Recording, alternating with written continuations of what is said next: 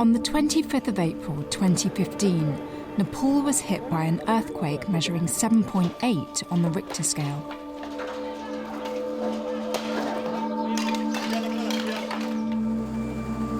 The earthquake devastated rural villages and flattened whole neighbourhoods in Kathmandu. Temples and monuments that stood for centuries collapsed. 9,000 people died, and around 2.8 million people lost their homes. Earthquakes don't kill, buildings do. Earthquakes do not happen every day to educate us, which means that if you don't have previous experience, you think that, okay, because a building is standing, it's going to withstand an earthquake as well. But that's not true.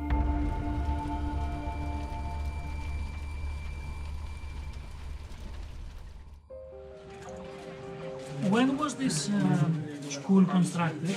10 years ago. But according to local methods, Yes. no seismic code. Oh, yes. This is important. Because seismic code is important. In low-income countries, typically people build as they can, and then all of a sudden a large earthquake happens, and it has devastating effects.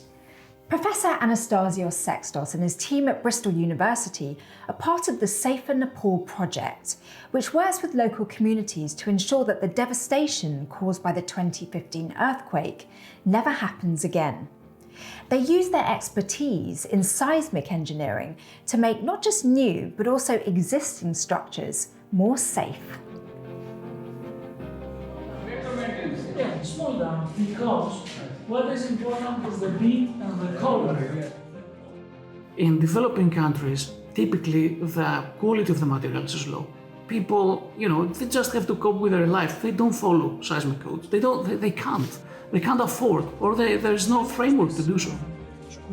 Seismic codes are a set of criteria needed to calculate and design structures so they remain stable during an earthquake. Where they've not been followed, Professor Sextos is able to advise communities whether their buildings are safe to use. Yeah, but the main elements like those columns are reasonably yeah, but that's minor. This is you can repair. The work of Professor Sextos focuses on where he feels it will have the most impact. Schools is where the next generation is being educated. Kids spend an enormous amount of time in these buildings. It's almost half of the day. And this is, I think, the number one priority, to be resilient. As well as assessing for post-quake stability, the team work with local experts to test the value of retrofitting buildings to prepare for future earthquakes.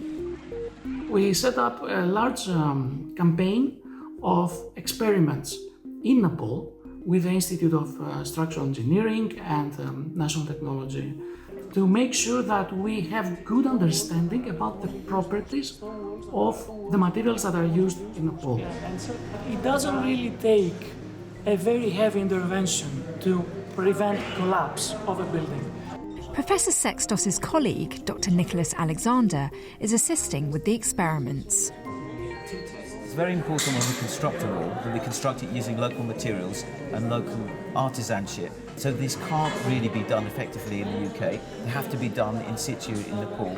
The key research question is, how much variability is there in the capacity of this wall? So we don't necessarily build structures that are perfect. Probably this would make a very boring experiment. We know it's going to resist the earthquakes. We are trying to reproduce the local vulnerabilities that we observe around the world and then test them, see them fail, and then test them again with a retrofit solution and see how effective this is.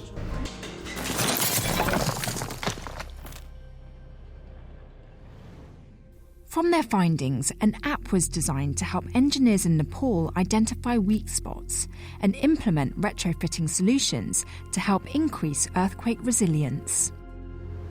The SAFER Nepal project also wants to build resilience into new structures. This means understanding vulnerabilities of local buildings and construction methods. There seems to be a lot of stone used to construct these Nepalese buildings. So it's quite common in the rural regions of Nepal to use stone masonry. We have to realize that masonry in any type, it's not that much about the stone or the bricks, it's mainly about the mortar. There is a need for workmanship, the corners to be tied properly, and you need somehow to have a diaphragm action so that the walls won't fall out of plane and the roof is going to fall on top of the residents or the students.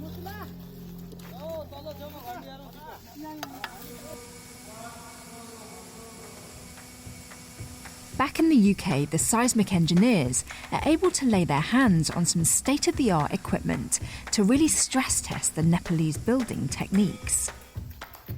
Let us try to create a controlled platform that we can shake mechanically to reproduce the movement of the ground in case of an earthquake. So these are the accelerometers measuring the accelerations in Z and Y direction, and these are the displacement markers over here that actually are tracked by 5 cameras and measure the displacement of the specimen in X, Y and Z direction. Bristol University's shake table is one of only a few in the world and has allowed Professor Sextos to develop new technology that he hopes will make a difference in Nepal. All over the world during the last 20 years, there has been some effort to try to separate the building from the ground that is moving.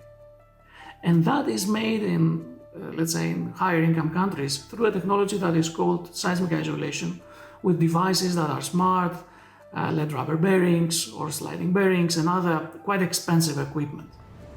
Building with this sort of design are world-renowned for being earthquake-proof, but the technology and construction methods are really expensive. Was it possible to find a cost-effective way to achieve the same result? So we thought that probably we can decouple the structure from the ground in a natural way. So the idea is, can we try to lay something in between the foundation and the ground so that when the earthquake becomes stronger, then there is this fuse of sliding, it starts sliding. So the ground is moving, but the structure remains intact. We used soil that was mixed with chopped rubbers that nobody needs, and we tried to see if this mixture would perform well.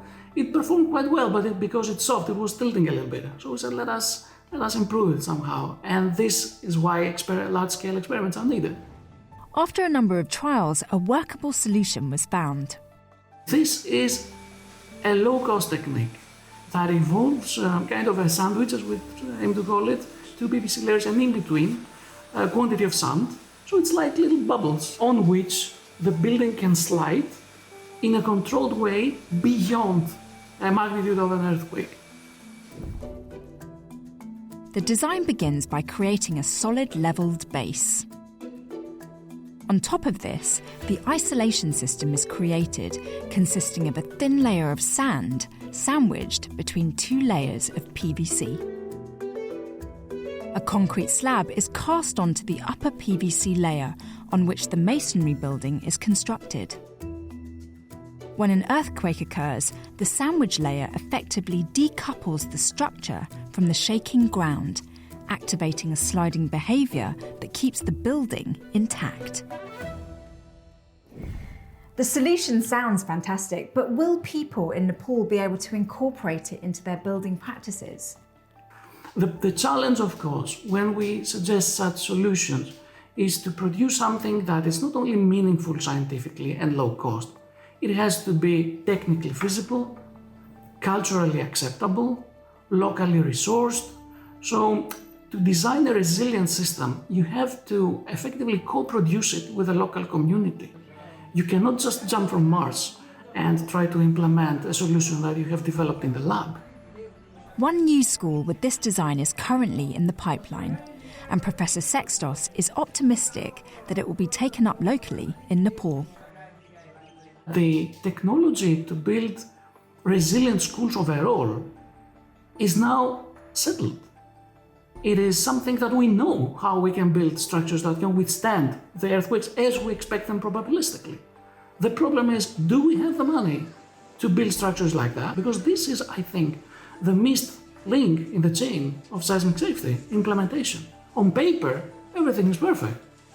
The engineering solution is there to protect lives. Implementation is the key.